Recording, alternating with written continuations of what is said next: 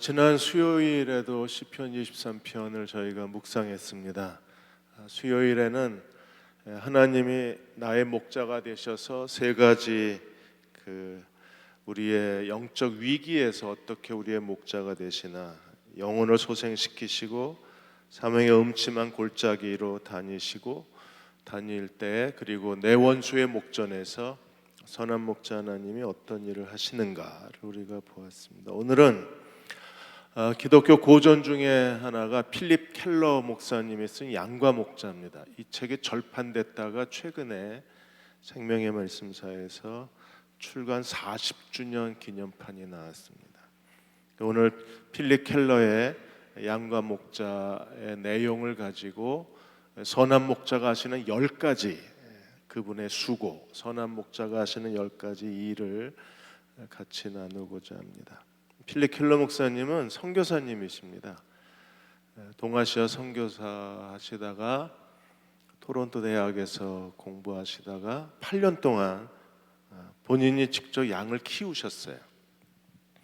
그래서 그 경험을 가지고 이 양과 목자라는 시편 23편의 내용을 설명하셨는데, 이 책이 많은 사람들에게 큰 은혜가 되었습니다. 하나님은 나의 왕, 나의 주인, 나의 목자가 되셨습니다. 다윗이 목자 출신으로 그가 이스라엘 목자가 되었고, 그리고 하나님을 나의 목자라고 고백하고 있습니다.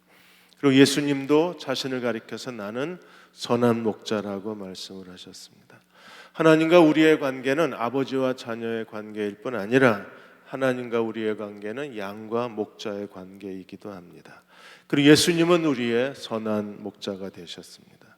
요한복음 10장 11절에 나는 선한 목자라, 선한 목자는 양들을 위하여 목숨을 버리느니라. 주님의 선한 목자가 되셔서 우리를 위하여 십자가에서 자기 목숨을 들이심으로 우리를 핏값 주고 하나님의 소유가 되게 하셨어요.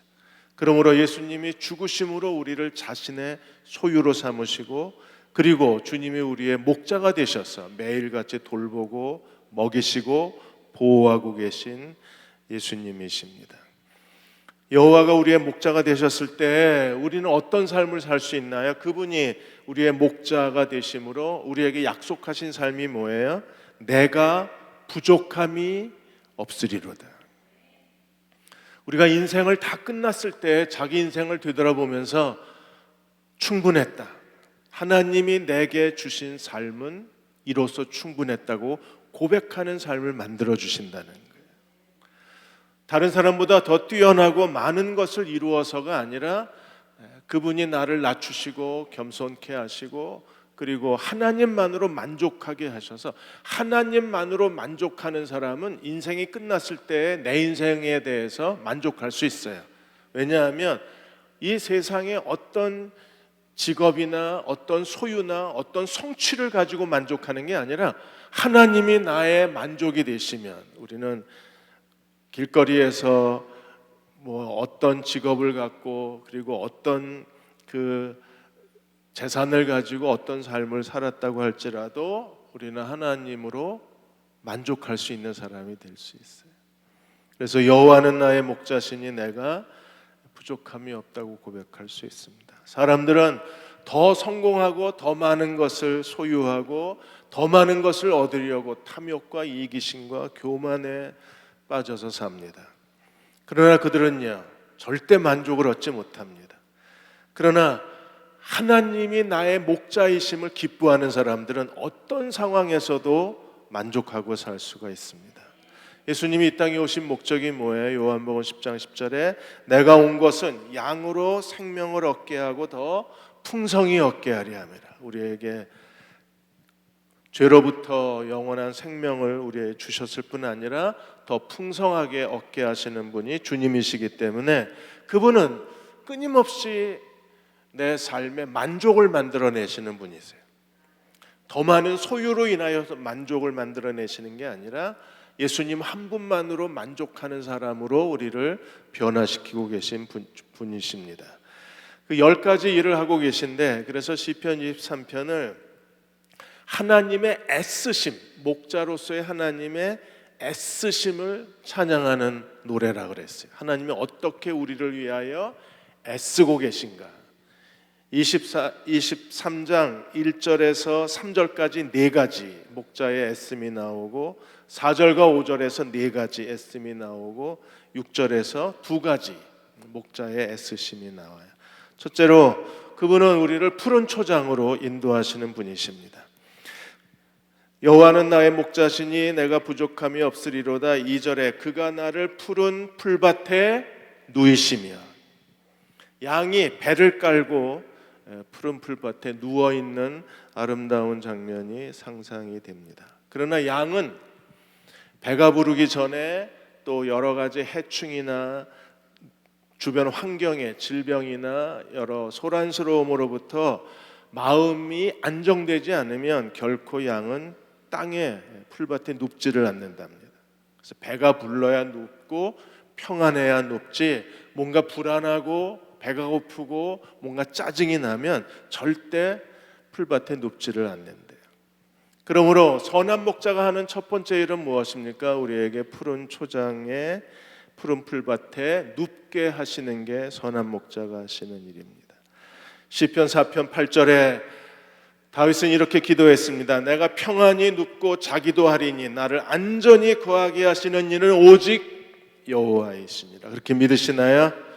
주님 안에 있는 사람들은 언제나 평안히 눕고 잘 수 있습니다. 왜냐하면 그분이 우리를 돌보시기 때문입니다. 사람들은 끊임없이 경쟁합니다. 그리고 어느 편에 서야 할지 자기가 유리한가를 항상 계산을 합니다. 패배를 원치 않습니다. 남들보다 더 많은 걸 갖기 위해서 끊임없이 다투고 싸웁니다. 그런 사람들은 마음에 결코 평안이 없습니다. 그러나 선한 목자이신 주님을 의지하는 사람들에게는 언제나 마음에 평안이 있고 영혼의 배부름이 있습니다. 유다 땅에서 푸른 초장을 찾는다는 건 결코 쉬운 일이 아닙니다. 지금 사진으로 보시는 저 장면이 그나마 푸른 초원입니다. 잘 아시는 것처럼 유다 땅은 1년 내에 푸른 초원이, 이 연한 풀이 돋아나는 시기가 1년 중에 3개월밖에 되지 않습니다. 6개월 동안은 전혀 비가 내리지 않습니다. 10월이 돼야 비가 오기를 시작합니다. 그리고 비가 오고 다시 풀이 돋는데 시간이 많이 걸립니다. 그러므로 목자가 이 푸른 풀밭을 찾아다닌다는 것은 결코 쉬운 일이 아니에요. 주님은 오늘 우리들에게 푸른 풀밭, 하나님 말씀을 먹이시고 우리 인생을 푸른 풀밭으로 데려가시기 위해서 오늘도 애쓰시고 수고하시는 분이십니다. 두 번째로 쉴만한 물가로 인도하신다고 하셨어요. 2절에 보시면 쉴만한 물가로 인도하시는데, 쉴만한이 무슨 뜻이에요? 잔잔히 흐르는 물가로 인도하신다는 겁니다. 양은 굉장히 까다로운 짐승입니다. 어리석고 단순하고 까다롭습니다. 그래서 이 시냇물이 흘러갔을 때 시냇물이 흘러가는 소리만 들려도 물을 안 마십니다. 무서워서. 그래서 목자가 시냇물이 흘러가면 거기서 한참 떨어진 데에 웅덩이를 파고 수로를 만들어요. 관을 연결을 해서 물이 그 웅덩이에 들어가게 하고 그 웅덩이에 물이 고였을 때 양들이 그 물을 먹어요. 잔잔한 물을 마시지 흐르는 물을 절대 못 마십니다. 그렇게 양들이 겁이 많고 눈앞에 이렇게 시력이 워낙 안 좋기 때문에 물이 흐르면서 그 햇볕이 번쩍번쩍거리면 뭔가 무서운 짐승인 줄 착각을 한대요. 그래서 양이 쉴만한 물가로 인도하는도다. 그냥 시냇가에 풀어놓으면 될 일이 아니라 시냇가에 그 개울에 갖다 놔도 물을 못 마시기 때문에 따로 웅덩이를 파고 잔잔한 물을 마시지 않으면 절대 양이 물을 안 마십니다. 그리고 양이 물을 마시지 않으면 양이나 뭐 사람이나 몸의 신체 70%가 물이기 때문에 물의 공급이 멈추면 그러면 치명적인 손상을 입을 수밖에 없습니다. 그러므로 주님은 오늘 우리를 위해서 끊임없이 쉴만한 물가로 인도하시는 분이십니다. 요한복음 7장 37절에 주께서 뭐라고 말씀하셨어요? 누구든지 목마르거든 내게로 와서 마시라고 말씀을 하셨어요. 예레미야 2장 13절에 이스라엘의 가장 큰 실수에 대해서 이렇게 말씀하셨습니다. 내 백성이 두 가지 악을 행하였나니 곧 생수의 근원이 되는 나를 버린 것과 스스로 웅덩이를 판 것인데 그것은 물을 저장하지 못할 터진 웅덩이라 그랬어요. 생수의 근원이 누구십니까? 예수 그리스도이십니다. 우리는 누구로부터 진정한 목마름을 해결할 수 있어요?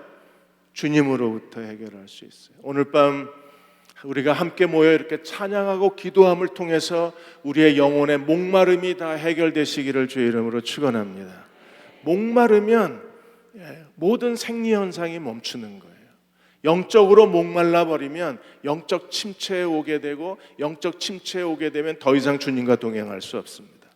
그러면 우리가 예배 드릴 때, 하나님 말씀을 들을 때, 우리가 하나님 앞에 기도할 때 예수께서 목마른 우리들에게 생수의 근원이 되셔서 우리 안에 흘러넘치는 성령의 생수가 흐를 때 우리는 비로소 목마름을 해결할 수 있고, 그리고 주님이 우리를 날마다 쉴만한 물가로 인도하시는 주님이심을 비로소 찬양할 수 있습니다.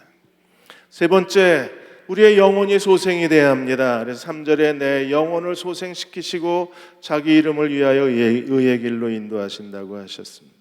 영혼을 소생시킨다는 것은 무슨 뜻일까요? 양은 한번 넘어지면 못 일어납니다. 그래서 양이 한번 넘어지면 얘네들이 계속 되새김질을 하잖아요.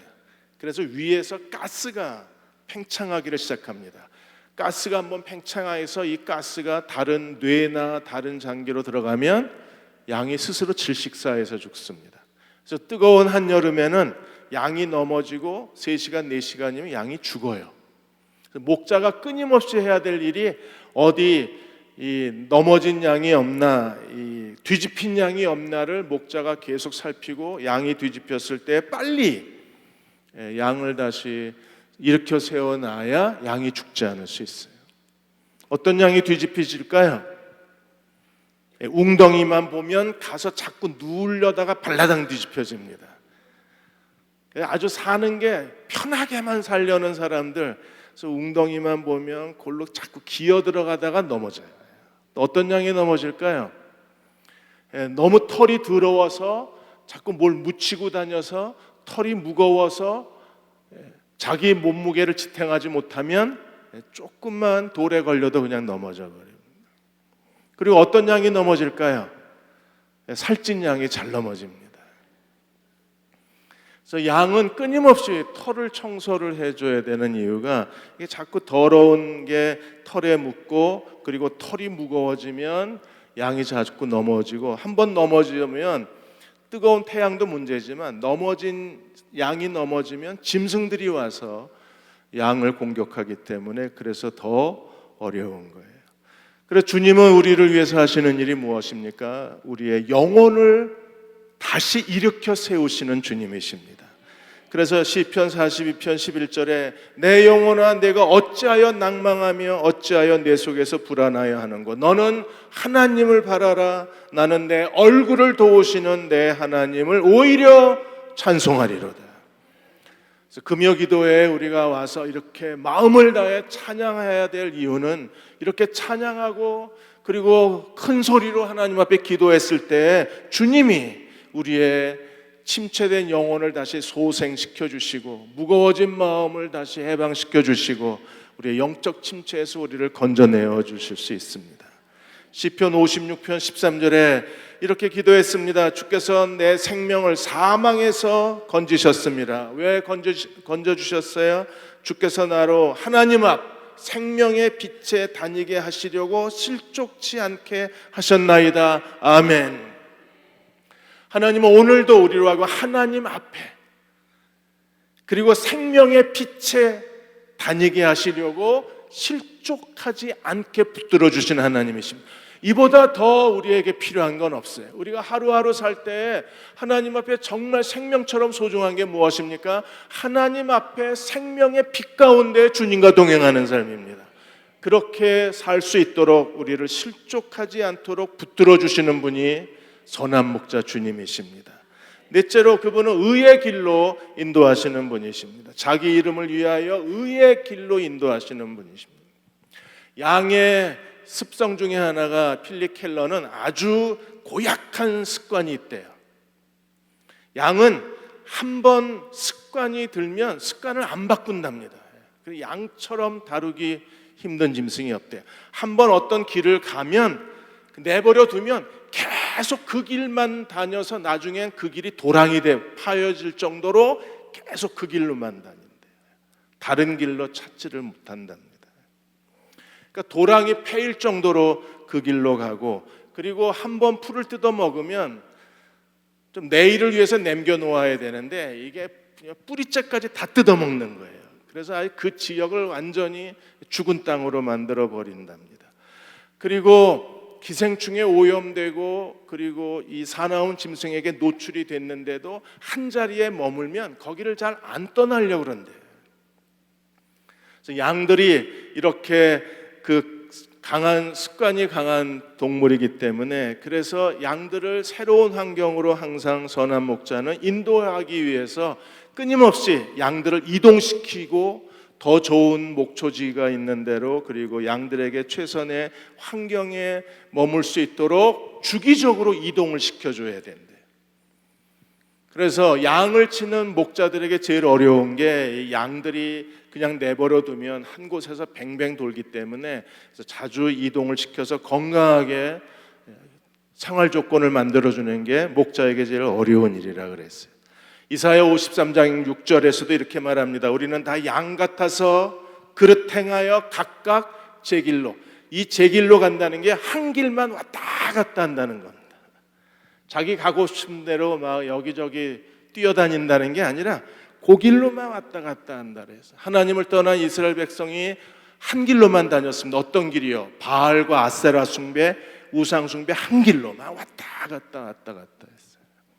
그런 것처럼 우리도 어쩌면 그런 강한 습관이 우리 안에, 그릇된 습관이 우리 안에 남아있는지도 모릅니다. 그래서 하나님이 가끔 환경을 자꾸 바꾸시는 이유는 우리로 하여금 더 성숙하고 그리고 하나님의 뜻을 분별하고 하나님의 계획 가운데 살 수 있도록 하나님이 가끔 환경을 바꾸세요. 그것은 우리에게 최선의 유익을 위해서 환경을 바꾸시는 겁니다. 그럴 때 우리는 하나님께 순종할 수 있어야 합니다.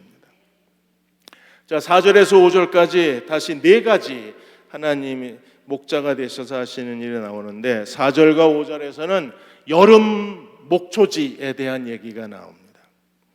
한여름에 이 목자들은 뜨거운 햇볕을 피해서 양들을 여름 목초지로 데려가야 돼요. 이 여름 목초지는 골짜기를 지나서 산 꼭대기까지 올라가는 게, 저 지금 사진에 보시면 저쪽 산 끝에는 뭐가 있어요? 얼음이, 눈과 얼음이 있는, 그래서 아예 고원, 대관령 목초지도 대관령도 거의 한 750m, 고원지도 800m 고원지 됩니다. 그런 것처럼 이 한여름에 목자는 양들을 데리고 높은 고원지대로 올라가야 돼요. 그래서 그 높은 고원지대에 머물고 첫눈이 내릴 때 양들을 다시 데리고 내려옵니다.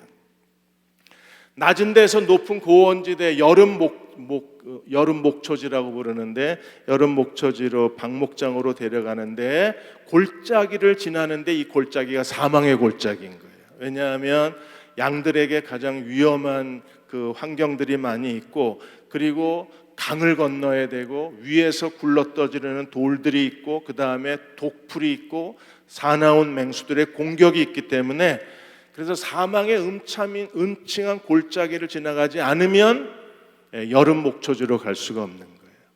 근데 주님은 어떤 분이십니까? 우리가 이 사망의 음침한 골짜기로 다닐지라도 해를 받지 않도록 지켜주시는 선한 목자이십니다. 네 가지 중요한 게 있어요. 그래서 이제 다섯 번째입니다. 다섯 번째, 목자는, 선한 목자는 우리에게 어떤 분이십니까? 사망의 골짜기에서 동행하시는 분이십니다. 가끔가다 인생에 사망의 음침한 골짜기를 지나가야 될 때가 있어요. 그 길을 지나가지 않으면 하나님이 정하신 곳으로 갈 수가 없어요. 필립 켈러는 말하기를 하나님은 산의 하나님이시며 동시에 골짜기의 하나님이라 그랬어요. 하나님이 우리를 데려가고자 하시는 산 정상이 있습니다. 그 산 꼭대기까지 하나님이 우리를 데려가시려면 반드시 골짜기를 지나가야 돼요. 그 골짜기를 사망의 그림자가 비치는 골짜기라고 그랬어요. 사망의 그림자가 덮인 골짜기라고 다윗은 표현을 했습니다. 하나님은 날마다 우리를 더 신앙의 성숙한 곳으로 데려가길 원하시고, 우리의 영적 상태가 더 하나님 기뻐하시는 곳으로, 더 높은 곳으로 데려가길 원하시고, 우리가 하나님의 뜻에 더 가까이 가는 그리스도의 종들이 되기를 원하십니다. 더 높은 곳으로 올라가려면 반드시 사망의 음침한 골짜기를 지나가야만 합니다. 그 길을 지나가지 않으면 우리는 하나님이 우리를 위해서 마련해 놓으신 아름다운 여름 목초지에 도달할 수가 없는 거예요. 그러므로 우리가 사망의 음침한 골짜기를 경험할 때 우리는 생각해야 합니다. 이 역경을 지나가지 않으면, 이 어두움을 지나가지 않으면, 이 고통을 지나가지 않으면 우리는 하나님이 우리를 위해서 계획해 놓으신 곳으로 갈 수 없다는 사실을 알고 기꺼이 용기를 내어 그 사망의 음침한 골짜기를 선한 목자의 인도하심을 믿고 그 골짜기를 지나가야만 합니다.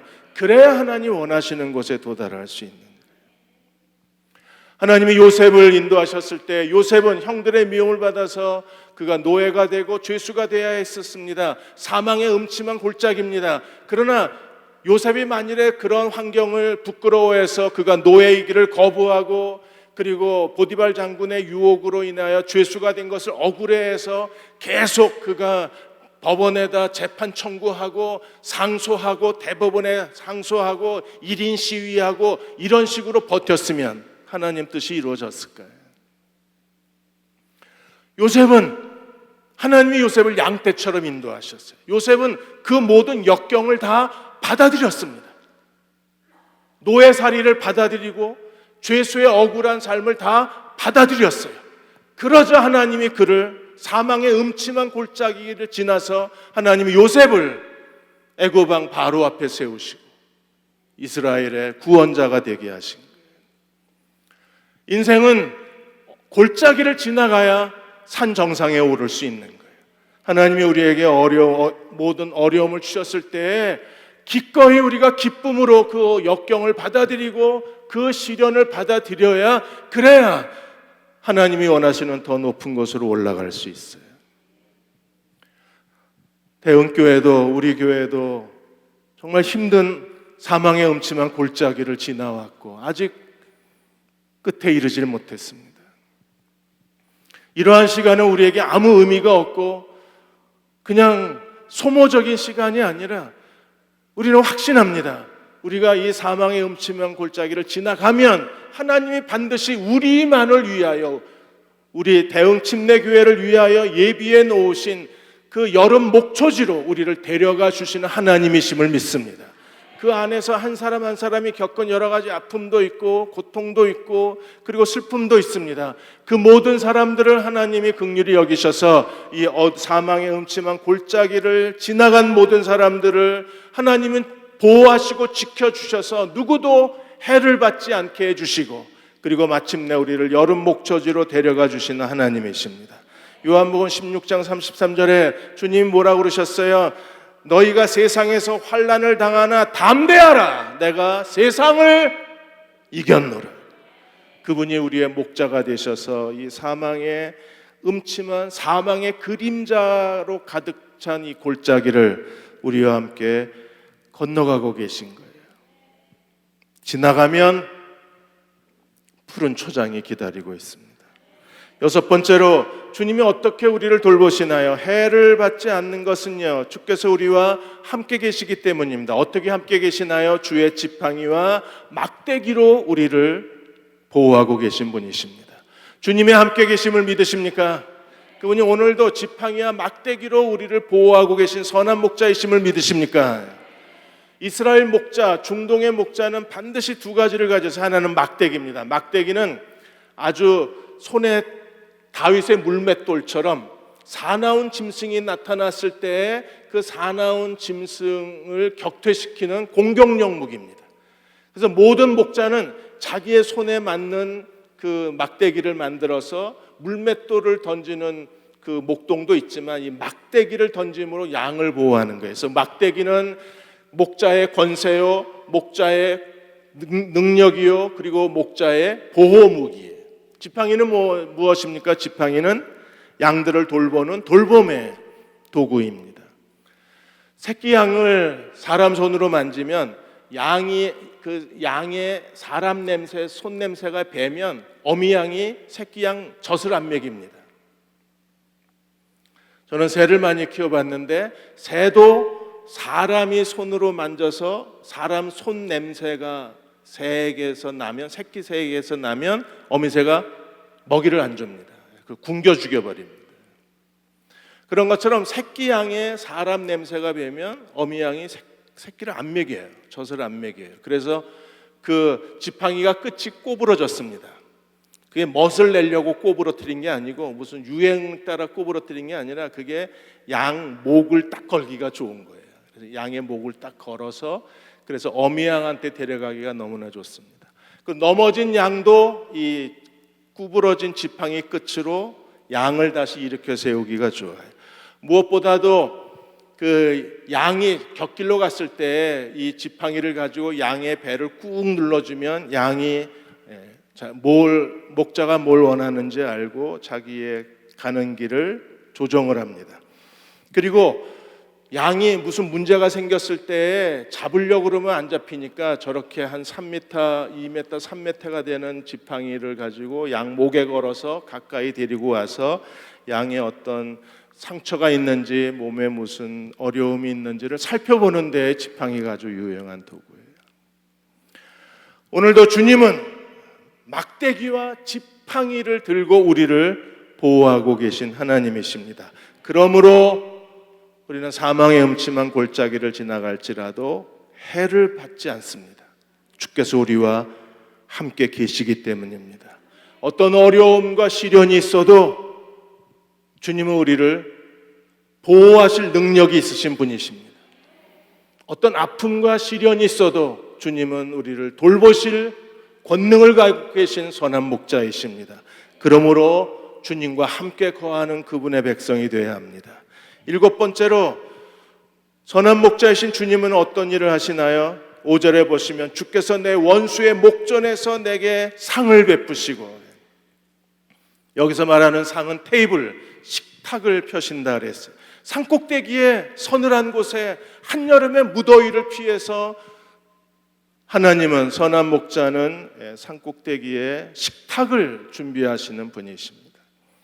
여기서 이 선한 목자가 이 고지대에 식탁을 준비하기 위해서 선한 목자는 몇 군데의 장소를 준비해 놓고, 그리고 해마다 자연환경이 달라지니까 올해는 어느 고지대로 올라가야 되는지 미리 가서 답사를 하고, 그 다음에 그 주변 지역에 어느 지역이 정해졌으면 두 가지를 합니다. 하나는 지역에 독초가 없는지를 독초를 다 제거해야 합니다. 양들은 이게 먹어야 되는 풀인지 먹지 말아야 될 풀인지 전혀 분별하지 못하고 그냥 코를 박고 초록색으로 생긴 건 다 먹는 습성을 갖고 있기 때문에 독초를 제거해 주지 않으면 양을 잃어버릴 수도 있어요. 그래서 목자는 먼저 가서 양들을 위해서 독초를 다 제거해야 합니다. 이게 내 원수의 목전에서 내게 상을 베푸시는 분이십니다. 그리고 맹수들의 흔적이 없는지 살펴봐야 합니다. 늑대 똥이 없는지, 사나운 짐승들의 흔적이 없는지를 살펴보고, 그리고 모든 게 다 완벽했을 때 비로소 그곳을 양들의 여름 식탁의 자리로, 고지대에 양들을 위한 목처지를 정하는 거예요.